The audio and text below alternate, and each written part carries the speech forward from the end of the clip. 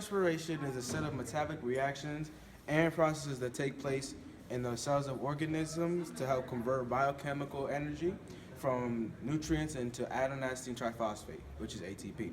And then it releases waste product.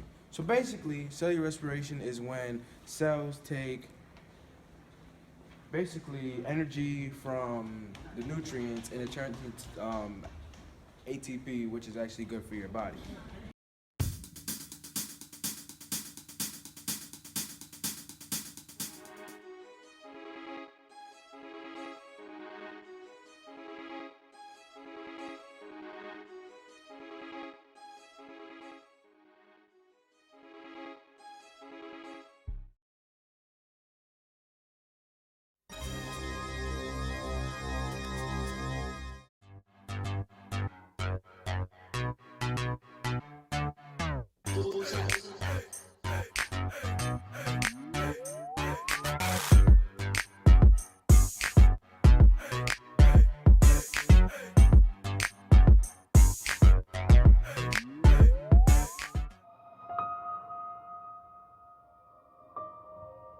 Hello.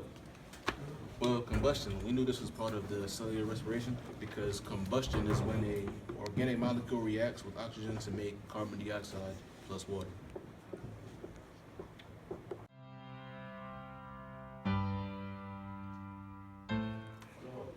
Cellular respiration is important to life because it provides energy for living organisms to perform all of the necessary functions to maintain life. You heard? Thank you. Miss Sarah Gallo, do you support or ban cellular respiration? I ban cellular respiration. Please speak up. I ban cellular respiration because it requires oxygen, and oxygen is not always available when needed. Thank you for your answer.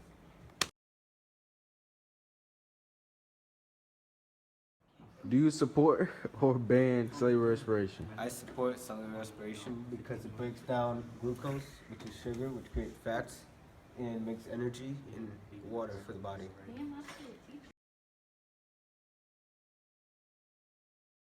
Given that the average person should consume around 275 grams of carbohydrates per day, how many grams of greenhouse gas are being produced per person per day?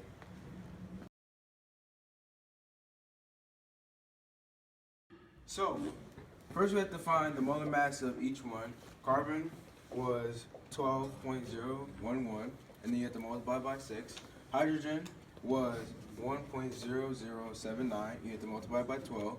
And then oxygen was times 6, and oxygen is 15.999. So together, your molar mass will equal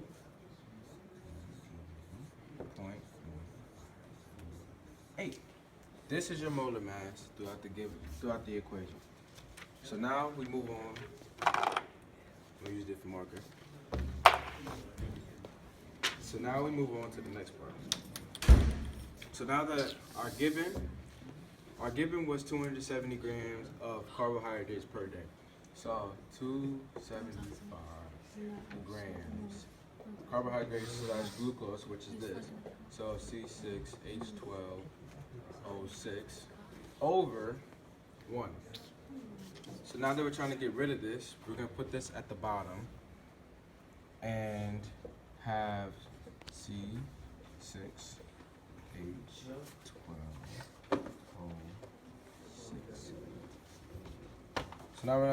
So now we have to put this in to here to figure out our equation, and that will be 180. Plug in our molar mass, 1548.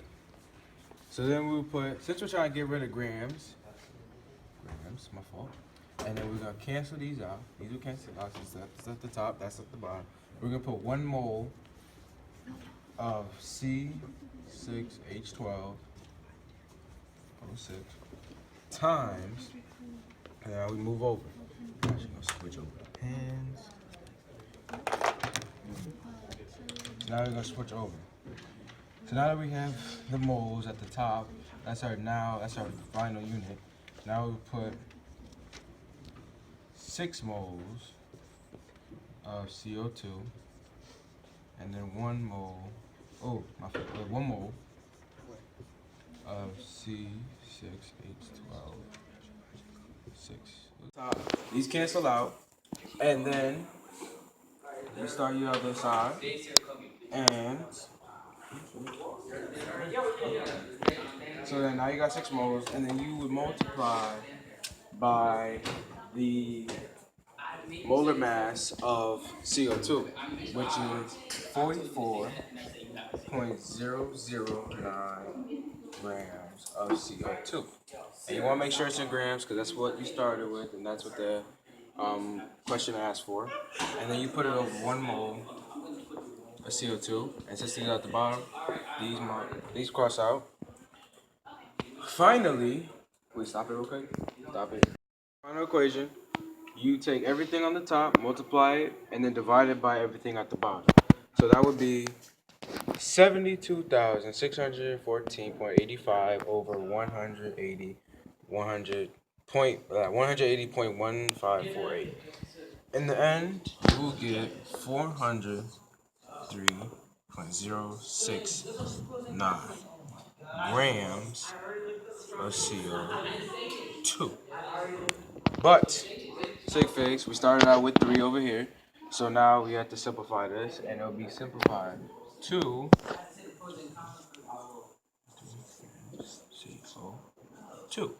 403 grams of CO2. That's how much people will produce greenhouse gases per day.